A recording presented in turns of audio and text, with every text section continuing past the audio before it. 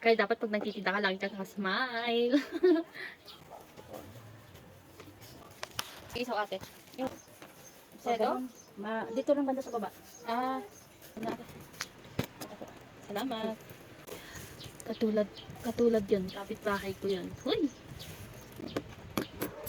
Wala pang labasan. Wala pang estudyante. Pero may benamano na tayo. Ang problema ko lang kasi next week, school na ni Prince, tapos pang morning siya. Eh di ba pang morning kong niluluto to. Tapos ang bala ko, magtinda din dun. Kahit saan magtitinda tayo.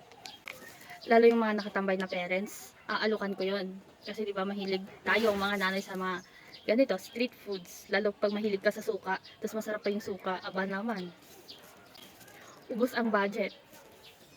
Pati nanay kailangan may allowance. Yun ang pinakasahod natin sa mister natin. Kaya niya yan. School ka na, hindi ka iiyak.